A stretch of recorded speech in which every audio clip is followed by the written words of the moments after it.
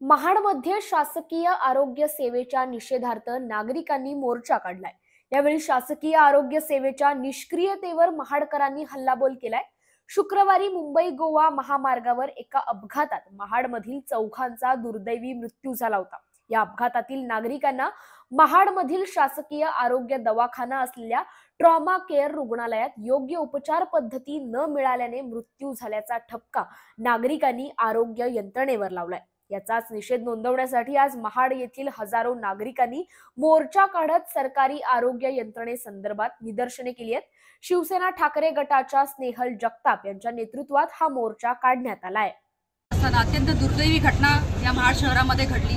संपूर्ण महाड शहर त्या वेदनादायी परिस्थितीमधून जात असताना सगळ्यात महत्त्वाचा प्रश्न, ज्या वेळेला ट्रॉमा केअर सेंटरमध्ये त्या रुग्णांना घेऊन जाण्यात आलं त्या ठिकाणी कुठल्याही प्रकारची सुविधा त्यांना पुरवली गेली नाही। तिथे एक नर्स आणि एक मावशी त्या ठिकाणी स्टाफ म्हणून उपस्थित होत्या।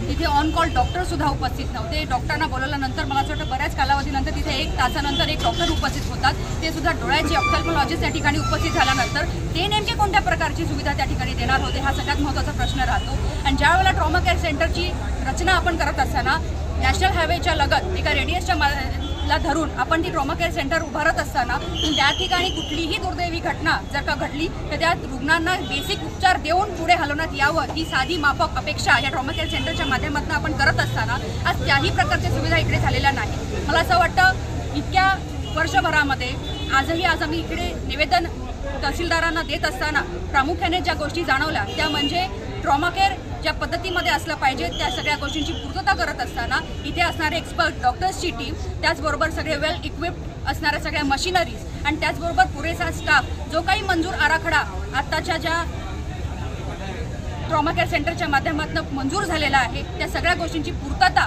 या माध्यमातून झाली पाहिजे। ह्याच्यासाठी आज आम्ही सगळेजण इकडे उपस्थित आहोत आणि येत्या कालावधीमध्ये फक्त 1-2 नव्हे तर जो काही बेस ह्या ट्रॉमा केअर सेंटरला धरून आहे तो बेस ही संकल्पना पूर्ण व्हावी, जेणेकरून इथे पुढील काळामध्ये अशा कुठल्याही पद्धतीचा त्रास नागरिकांना होणार नाही याची दक्षता शासनाच्या माध्यमातून घ्यावी, यासाठी आम्ही इथे आलेलो आहोत। आणि 8 दिवसाचा कालावधी आम्ही या ठिकाणी देत असताना येत्या काळामध्ये कलेक्टर साहेबांची सुद्धा बैठक आणि भविष्य काळामध्ये मुख्यमंत्र्यांची सुद्धा बैठक ह्या चालू विषयासाठी निश्चितपणाने आमच्या या महाडकरांची मागणी राहणार आहे, हेही आवर्जून मी आपल्याला ह्या माध्यमातून सांगते।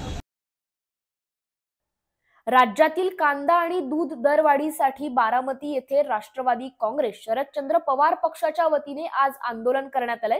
या आंदोलनात खासदार सुप्रिया सुळे आणि युगेंद्र पवार उपस्थित होते। कांदा उत्पादक आणि दूध उत्पादक शेतकरी चांगला दर मिळत नसल्याने मेटाकुटीला आलाय, त्यामुळे राष्ट्रवादी काँग्रेस शरदचंद्र पवार पक्षाने आक्रमक भूमिका घेत आंदोलन केलंय। यावेळी दूध दरवाढ झालीच पाहिजे, कांदा दरवाढ झालीच पाहिजे, शेतकरी बचाव देश बचाव असे फलक घेऊन जोरदार घोषणाबाजी करण्यात आली। शेतकऱ्यांच्या प्रश्नावर चर्चा झाली पाहिजे, शेतकऱ्यांच्या शेतमालाला सरकारने दर द्यावा अशी मागणी खासदार सुप्रिया सुळे यांनी केली आहे। शेतकरी, शेतमजूर, दिव्यांग, मेंढपाळ आदींचे नेते प्रहार जनशक्ती पक्षाचे संस्थापक बच्चू कडू यांनी राज्य शासनाच्या धोरणाविरोधात एल्गार पुकारलाय। आज शेतकरी आणि मेंढपाळांच्या हक्कासाठी बच्चू कडू यांच्या नेतृत्वात अमरावतीत वाडा आंदोलन करण्यात आलं असून या आंदोलनात शेतकरी नेते महादेव जानकर हे सुद्धा उपस्थित होते। काही दिवसांपूर्वी बच्चू कडू यांनी राज्य शासनाला शेतकरी आणि मेंढपाळ यांच्या काही मागण्यांसंदर्भात अल्टिमेटम दिला होता, मात्र नेहमीप्रमाणे शासनाने दोघांच्याही मागण्यांकडे पाठ फिरवल्याने अखेर आज शेतकरी आणि मेंढपाळ यांना सोबत घेऊन बच्चू कडू यांनी अमरावतीत वाडा आंदोलन केलंय। Maharashtra state electricity workers federation आणि विद्युत क्षेत्रातील इतर कामगार संघटनेने वागळे इस्टेट ठाणे येथे प्रीपेड स्मार्ट मीटर योजनेचा जाहीर निषेध केलाय।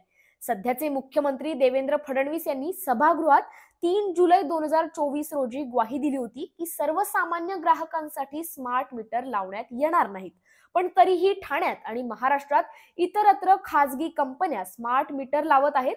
ही मनमानी आम्हाला मान्य नाही। प्रीपेड स्मार्ट मीटर योजनेमुळे हजारो कंत्राटी कर्मचाऱ्यांच्या नोकरीला धोका आहे, त्याचबरोबर सामान्य वीज उपभोक्त्यांना प्रीपेड स्मार्ट मीटर योजनेमुळे खूपच नुकसान सोसावं लागतंय। आज आंदोलन नहीं है, आमची हे गेट मीटिंग आहे, म्हणजे सुरुवात आहे। लोकांना म्हणजे कर्मचाऱ्यांमध्ये एक संतावाची लाट होती. या कर्मचाऱ्यावरती दबाव टाकत आहे अधिकारी लोक की हे अदानीचे जे मीटर आहे स्मार्ट मीटरच्या नावाखाली लावत आहे, परंतु हे स्मार्ट प्रीपेड मीटर आहे.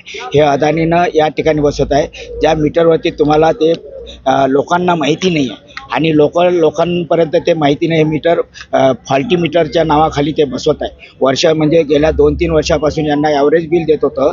आता ते मीटर जसं या निवडणुका झाल्यानंतर यांनी बसवायला घेतलेलं आहे आणि याचं तीव्रता वाढलेली आहे. कुठल्याही प्रकारचा आदेश नाही, फक्त कामगारांना त्या ठिकाणी जाणं, सर्व बायोडाटा त्यांच्याकडे आहे. या गोष्टीला आमचा विरोध आहे आणि या मीटरमुळं काय होणार आहे, हे प्रीपेड मीटर हे आता तुम्हाला जे आपलं नेहमी नॉर्मल बिल आहे त्या बिलाप्रमाणे देणार आहे. सडनली हे सर्व मीटर बदली झाल्यानंतर ते स्मार्ट प्रीपेड मीटरमध्ये डिक्लेअर करणार आहे आणि याचा रेट कसा असणार आहे, जसं तुम्ही जशी वीज वापरणार तसं तुमचे रेट वाढणार. परंतु तुम्ही जसं मोबाईलमध्ये चार्ज करता, त्या मोबाईलमध्ये चार्ज केल्यानंतर किती युनिटला किती दर आहे याची कुठेही त्याच्यामध्ये वाच्यता नाही. त्या मीटरची कॉस्ट आज 12,000 रुपये आहे. ते 12,000 रुपये कोण भरणार, कसे वसूल करणार? आज कंपनीच्या याच्यावरती करोडो रुपयाचं या ठिकाणी कर्ज आहे आणि ती वसुली आपसुकच या ठिकाणी ग्राहकाच्या बिलामधून वसूल करण्याची शक्यता आहे. आणि म्हणून आणि हे ग्राहक ही आज आपली एक गरज झालेली आहे. जसं अन्न वस्त्र निवारा तसं विजेशिवाय आपण राहू शकत नाही.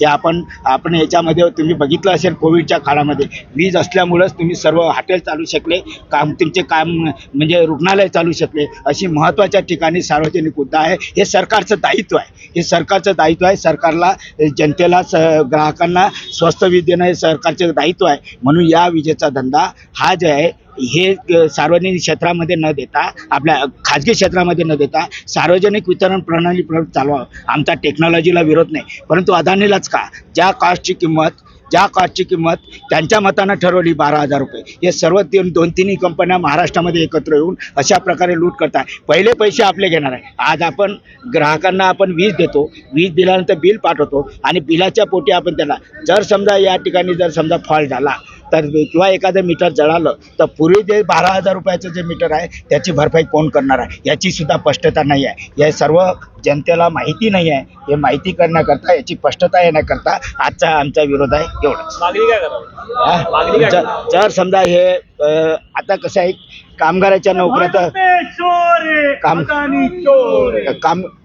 कामगार जर समजा कामगाराचेच नुसतं प्रश्न नाही आहे, कामगारांमुळे या ठिकाणी नोकऱ्या जाणार नाही, तर या ठिकाणी जनतेचा कृषी क्षेत्रात जो काही GDPचा ग्रोथ आहे, आज या देशाचा जो GDPचा ग्रोथ आहे हा विद्युतच्या प्रणालीवर ठरतो. म्हणजे याच्यामध्ये आमचं योगदान आहे. या देशामध्ये जी हरित क्रांती झालेली आहे, आज या 40,000 खेड्यामध्ये आम्ही सर्वप्रथम या देशामध्ये वीज पुरवली आहे. म्हणून या देशामध्ये अन्नधान्याचे दर सुद्धा स्थिर आहे. या सर्व बाबीवरती याचा परिणाम होणार आहे. तेव्हा सामान्य माणसाला जीवन जगणं कठीण आहे. तेव्हा आमचं दायित्व ठरते, कामगार संघटना म्हणून आमचं दायित्व ठरते, नोकरीच्या पहिले आमच्या या ठिकाणी देशाचं हित महत्त्वाचं आहे. याच्यासाठी आम्ही जागृती करणार. पुढचं आंदोलन आमचं सर्व जनताला जागृत करून जनतेसोबत आम्ही राहणार आहोत, सोबत राहणार आहोत आणि येत्या काही दिवसातच आम्ही या सरकारच्या विरोधामध्ये भव्य दिव्य मोर्चा काढणार आहोत. एवढंच. स्वयंपाकघरामध्ये गृहिणींना लसणाची फोडणी दिल्याशिवाय जेवणाला चव येत नाही. गेल्या काही दिवसांपासून लसणाचे भाव हे गगनाला भिडले होते. मात्र आता गेल्या 8 दिवसांमध्ये लसणाचे भाव कमी झालेत. त्यामुळे स्वयंपाकघरात काम करणाऱ्या गृहिणींना देखील दिलासा मिळालाय. APMC बाजारामध्ये गेल्या 8 दिवसांमध्ये लसणाच्या दरामध्ये 50 रुपयांची घसरण झाली आहे. सध्या 220 रुपये किलोने लसूण विकले जात आहेत. पुढील काही दिवस सुद्धा लसणाचे भाव कमीच राहणार असल्याची माहिती व्यापाऱ्यांनी दिली आहे.